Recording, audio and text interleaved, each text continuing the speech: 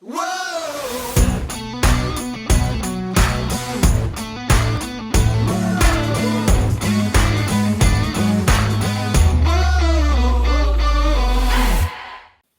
to the What's Our Verdict podcast, where we fashion ourselves television judge and jury. My name is JJ Crowder. I'm here with my co-host, Alec Burgess. Let's get it. Yeah, we appreciate you tuning in, watching live, listening after the fact, whatever it is you're doing. We appreciate it. Go ahead and hit that like, subscribe, follow, bell notification, all those buttons. Tell a friend about us. Tell two friends about us. Yeah, I like that. Even better. 2 is even better. Maybe even send a letter to a friend about it. Send a letter. I like that. Through the snail mail. Snail mail. Go listen to these assholes. That would be awesome. But whatever you do, we appreciate you no matter what. And yeah, we're looking forward to going through this episode. We are doing 2 shows today. So with Thanksgiving, there was all sorts of craziness going on. So we didn't get a chance to do Andor live on Thursday. So we're doing Andor live today. And then we will bleed over into talk about the peripheral. So let's jump right into Andor, season 1, episode 12, the finale. A lot of it was kind of anticlimactic to me. It feels like they ended it where they should have started episode 3, if I'm honest. Yeah.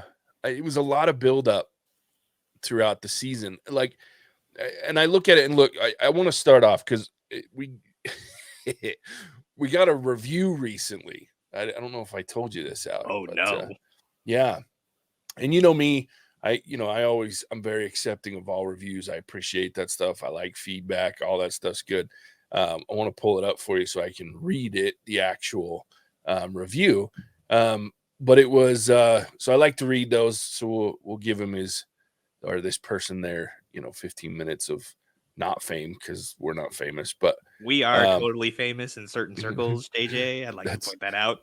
That's fair. That is fair. I don't know if there's circles we should be proud of, but but they are there. But no, so we got another review from Eric Dean. So thanks, Eric, for the review. It's a 2-star review. He says, too harsh, lighten up. He says, love the podcast, been a long-time listener, but you guys need to lighten up and enjoy things for what they are. For example, She-Hulk wasn't great, but it had its moments. Your episode reviews were just as repetitive as the fourth wall breaks in the show. So, very clever review. I love that. Yeah, no, like I said, I appreciate it, and I appreciate the feedback. However, you probably should have picked something a little different than She-Hulk to critique us on, because that show was shit. Now, we have talked about it, and that is a show that in season 2 we will not be doing because there wasn't anything to talk about. And that was the hardest part, is we realized 3 episodes in, we hated this show. There was nothing good to talk about, but we thought there were going to be 6 episodes, not 9. 9. Oh my. And so, yeah, so we committed, we stuck with it. And I say that to say that this is nowhere on the same level as She-Hulk, at least for me. She-Hulk was steaming hot garbage with a pile of shit on top. This is good when it's good. In fact, it's great when it's great. There are moments in this, there are episodes of this 12-episode series that are fantastic television, intriguing, fun to watch. Thoroughly enjoyed it. But there are other episodes that I was like, it's okay. There wasn't an episode that I went, this sucks. But this episode was so anticlimactic. It was like a setup episode at the end of a setup season. And my favorite episode was the jailbreak and the actual heist. So those 2 episodes were fabulous.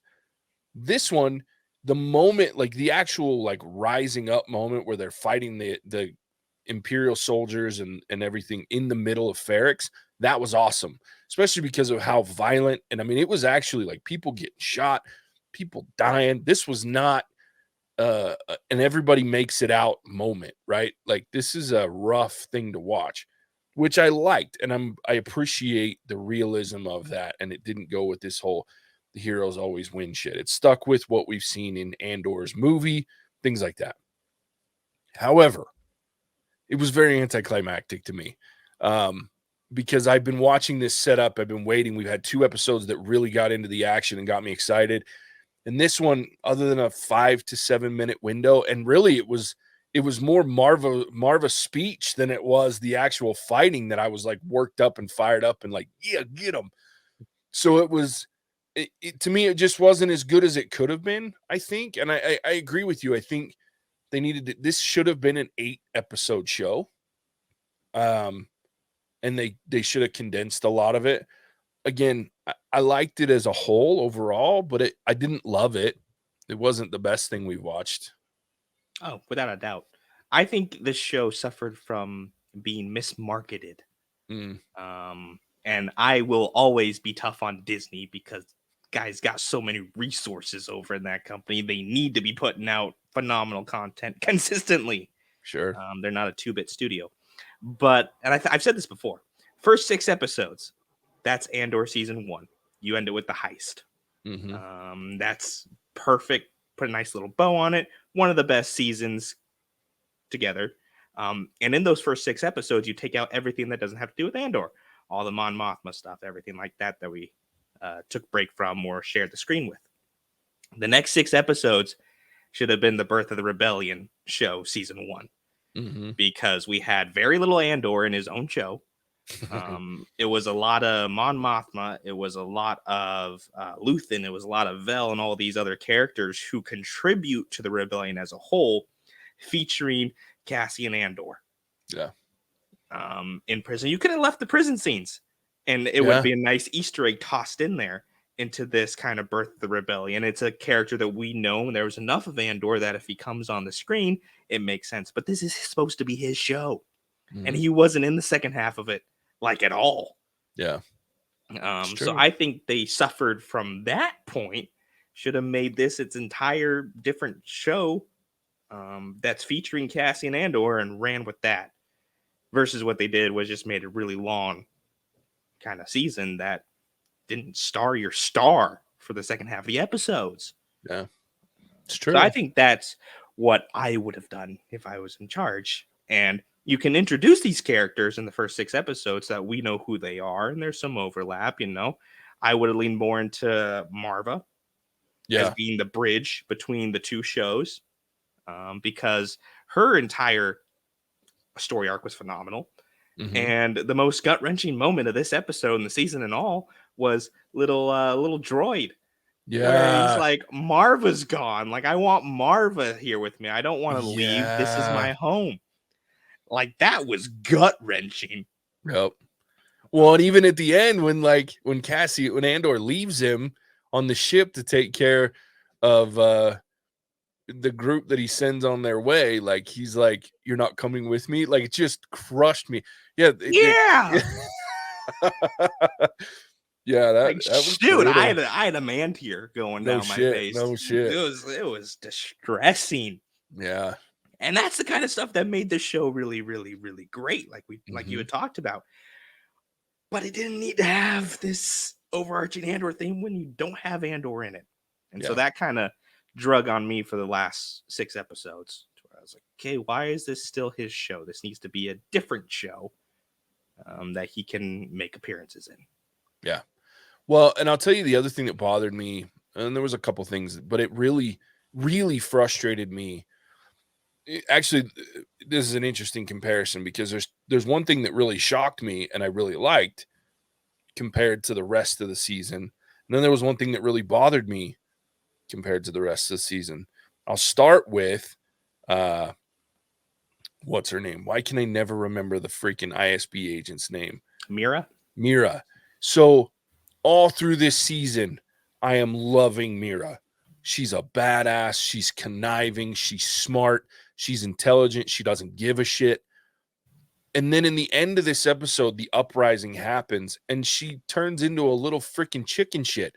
She turns into an Imperial agent. That's what she turns into. Why did you take this character that was like brutal and make her weak? Have her walking through, and I'm fine if she's leaving, right? Like, I don't need her to be in the heart of this rebellion shooting a gun, but have her walking away shooting a gun, right? Like, people are coming up to her and she gets tackled, but bullshit. This woman should have been shooting mother truckers as they come up on her, and she just keeps walking through them, not even phased. Like, to me, that fits this character mold. And all they did was make her weak so that this weirdo freaking dude and his obsessive mommy complex bullshit can save her so that she owes him later on. I was like, lazy ass writing. Like, I liked the dynamic of this creepy son of a bitch creeping on her. Don't make them friends. Like, that takes away this creepy writing dynamic that you've created. And then on top of it, you had to make her weak for it to work. And I hate that for that character because she's been a badass the entire show. My favorite character up until that moment. When she's running away, gets tackled, and is like having a panic attack. I'm like, you have to have at least 2 or 3 guns on you. I mean, think? come on. You're an ISB Imperial agent. And it's not even like, I mean, anyway, I was so irritated by that. And then on the flip side of that, you have this character that has driven me nuts the entire season. 11 episodes of every time Mon Mothma comes on the freaking screen, I'm like, son of a bitch. Because I don't like her. I don't enjoy her storyline. It didn't add any value to me. But in this episode, this cold-blooded bitch throws her husband and her daughter so far under the bus, they'll never get out. She freaking gives her daughter away to this piece of shit banker dude, like gangsters money for her son. She sets her husband up with gambling debts as a way to freaking get him out of the way and cover her tracks for this 400,000 credits that she's shit the bed on. That's some cold-blooded, hardcore shit, and I loved every minute of it. When she got in the car and started having that conversation with him, I was like, oh shit. Now this is Mon Mothma. This is a character I can get behind because she's accepted the fact that Luthen's right. She may not agree with everything, but she has to do some nasty shit for this to work. And she just freaking severed her family. Like, wow. So it was really weird, this whole flip-flop of characters that I love versus characters that I've hated. And now in this last episode, they flipped. And I was like, in that moment, I'm like, I love this Mon Mothma. And I'm fine that she's having a hard time with herself about it because obviously, but at the same time, Mira just disappointed the shit out of me because I was like, oh, she just went completely weak and needed saving. And that has not been who she's been this whole. And she's not a frightening villain for me anymore. Like, she's not someone that if I'm Cassian, if I'm Andor, I'm like, I'm not worried. Whatever. Yeah. She's a pussy. I'm not worried. Hate that shit. Oh, it was just weird. Because like you said, did not fit the character that we know her to be. And it just felt forced because she's been this Billy badass for the entire rest of the season, where it's her idea to, find Krieger's guy or whatever it was. It was her idea and her knowledge that tracked down that there's actually a, formed rebel cell that's working across different quadrants.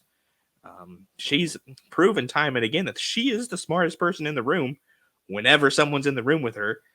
And then, I don't know, I guess there's a reason why she's in the offices and not in the field, but her field work is severely lacking, apparently. Man. To where, I mean, she can't set a trap. She has no idea what she's doing when it comes to controlling a bunch of hot-headed, barracks residents. And it shows, and it's kind of just weird and stupid. Yeah.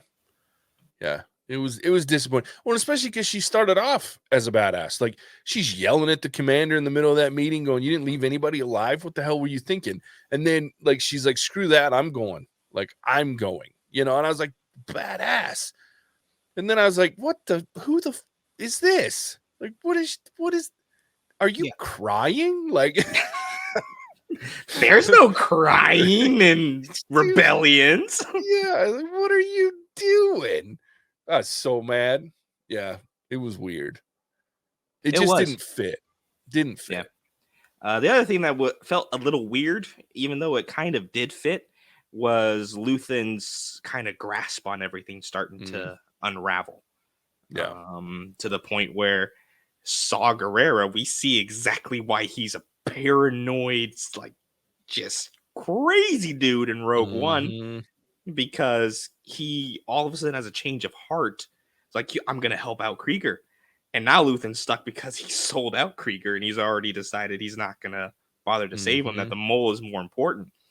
And now Saw is questioning everybody that he's ever talked to with, probably a little bit of good reason. He takes it to the extreme, but in this kind of fight, like where you don't have any friends, it's rough.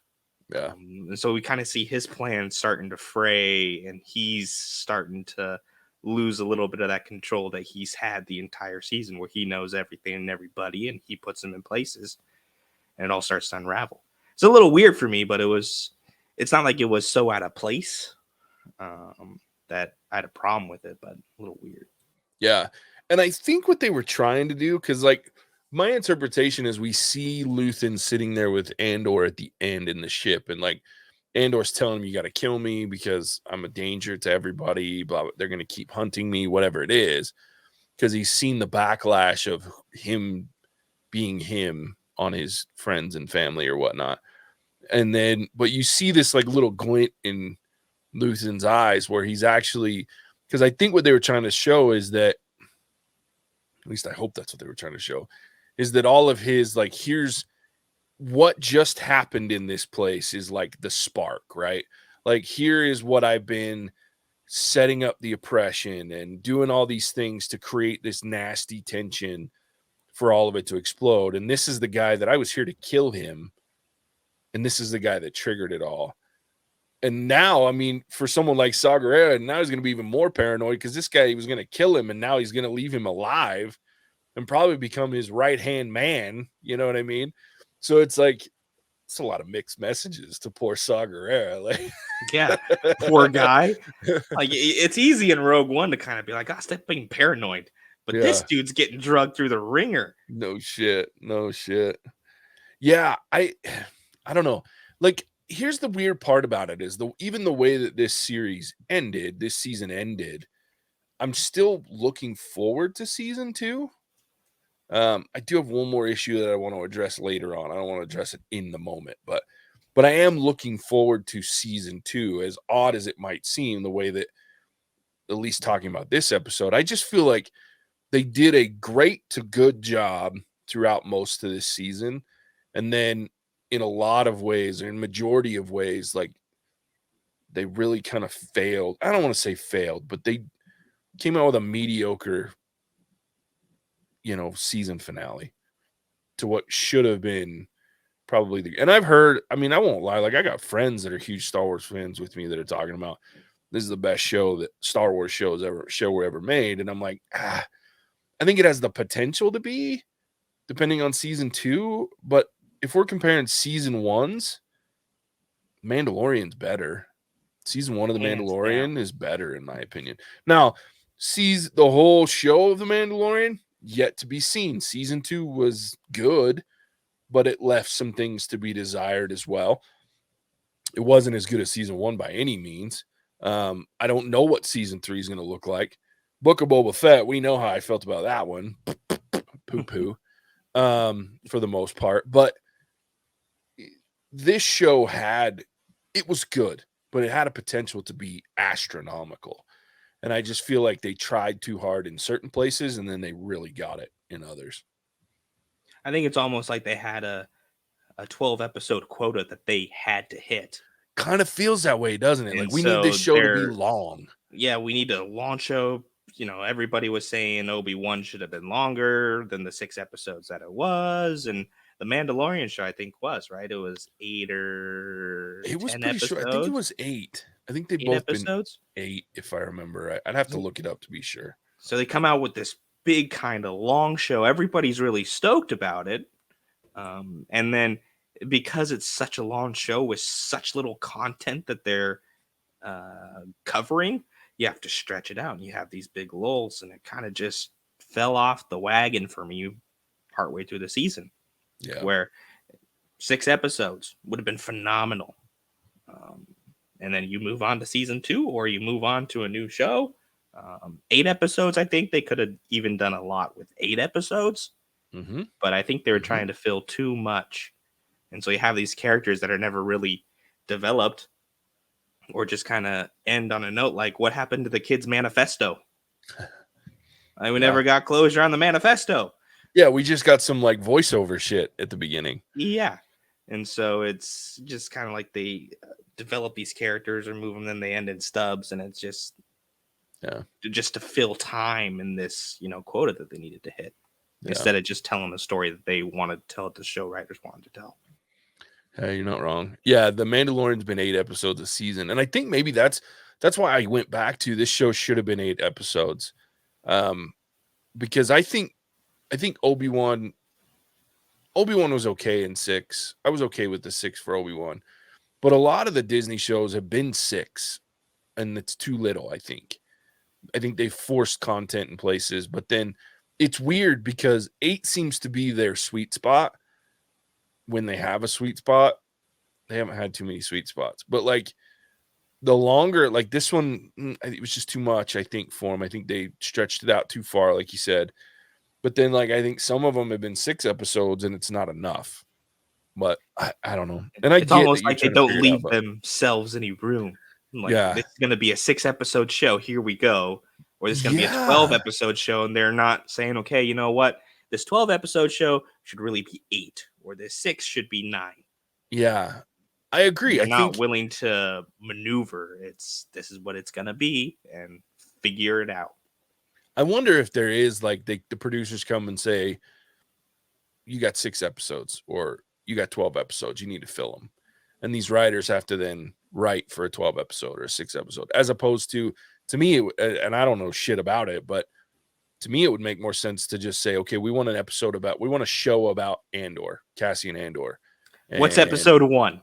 What's episode 2? What's episode 3? Do we need anything else? Yeah. How many episodes do you need to tell this story? Like, write it out. Give me an outline. Give me some storyboards. And I would assume that they would do that because I know that that's how the movie industry works. Like, right? Like, so you submit a script and then you storyboard it and you go back and forth and you update, make edits and changes and things like that. And then you start filming and it adapts even more. But you're right. It almost feels like they have all these certain aspects of things set in concrete.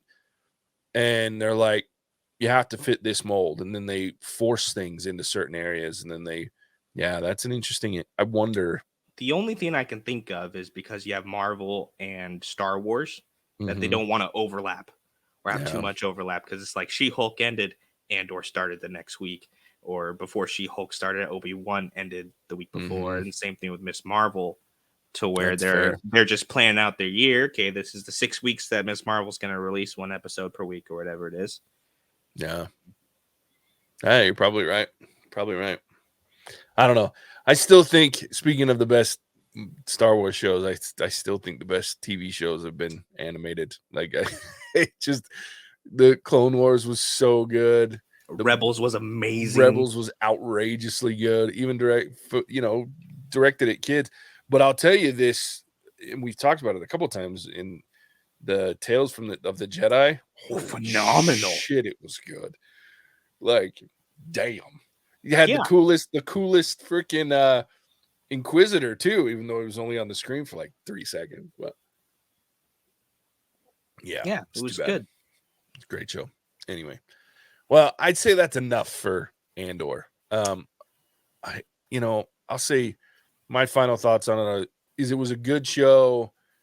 It had some really big highs. It had some kind of low lows. It wasn't a perfect show. It was entertaining. And when it was great, it was great. But when it wasn't, it wasn't. But we've seen much worse. That's fair. Yeah. Yeah. I mean, I'm still a little bit more in the harsher camp of Disney needs to put out better content. Sure. And that's just because I like Disney. I worked for the company. And right now it feels like they are half-assing everything they're putting out. When they have the resources, they have the ability, they have the talent, they should be putting out incredible content left, right, and center. They have everything that they need, and they're just not doing it, in my opinion. Yeah. But the parts of Andor that I really liked were phenomenal. And it had its moments where I was like, dude, this is the best show I've ever seen. But there were few and far in between. It was about every third episode we got that, oh wow moment. That was awesome. I could have done without the 2 episodes leading up there, type of a thing. So I enjoyed it, but it's one of those things where it just kind of put me off a little bit more to the next thing that Disney's going to put out. Yeah. Instead of making me waiting for it or excited for it, it's like, oh well, Andor was good. She-Hulk was terrible. If this is the direction that we're going, what's the next thing gonna be, and is it gonna be even worth our time? Yeah. You know what's funny is I just got done saying that the Star Wars animated was the best. So was I think that What If the Marvel phenomenal was up there too. Like it's like, okay, Disney, you should go back to just making animated shit. Clearly, that's your bread and butter. That's where you belong. And you tried the live action thing with Star Wars, with the Clone Wars. It's tough because Clone Wars was technically Netflix. It wasn't Disney until the last season, and even that was, he already knew where he was going with that. But like you said, Rebels, amazing show. Anyway. Bad Batch is good too. I don't know. Oh yeah, Bad Batch is really good. I need to watch the second half of season 2, but the Bad Batch is really good. Really good. Yeah. They should stick to animated stuff. You Seriously. can do more when you're just drawing it. Yep. Well, that and the guy the freaking producer, and my mind is just blank, but Dave Filoni. Dave Filoni is the man. That guy knows Star Wars. They shouldn't make anything Star Wars anymore without him being involved. They just shouldn't. Yeah. Heavily involved. They just shouldn't. Anyway. All right. Well, that is our coverage of Andor. We are done with that show. Hang with us. I'm gonna let Alec give us a little once over about where you can find us, but stick with us after that. We're gonna do a quick cut in between for editing purposes later on when I do these videos as singulars for YouTube, and then for the episodes when I download the audio for the podcast as well. But we're gonna be talking live here in a few minutes about The Peripheral, the newest episode. So, before we do that, though, Alec, tell everybody where they can find us. Happy to, JJ. Thank you for tuning in to the season finale of Andor. Did this show measure up to your lofty expectations or nah? Let us know in the comments below, and let us know what TV show we should review next. We enjoy any and all suggestions. If suggestions are not your cup of tea, skip the suggestion box and just add something to our list by signing up with us on Patreon. Special thanks to our current patron, Soundless Klooge Splooge. You, sir, are a saint, and we love you. Be sure to check us out wherever fine podcasts can be found, as every Monday for ad. Oh, no. We lost Alec. Yeah, so I'll sit here looking like a little weirdo talking to you guys while we wait for Alec to come back. Let me shoot him another quick in. Oh, there he is. Hold on. Was I that bad that you kicked me out, JJ? Apparently the internet hated you in that moment. Oh, shoot. Check us out. Monday mornings we'll release freaking movies before JJ kicks me off the podcast again. And we love you all. Back to you, JJ. It's funny. It wasn't me. I had a panic attack when you left. I was like, uh-oh, I got to carry this shit by myself. I was like, oh, God. That's funny. Thanks, Alec. And thanks to Soundless Klooge Splooge. What a great name. Sounds so terrible. There's a great video on our Patreon, though, that name came from. So if you want to watch it, sign up. Yeah, there it is. With that, we appreciate you tuning in as always. We'll catch you on the next one. Bye. Cinemagic out.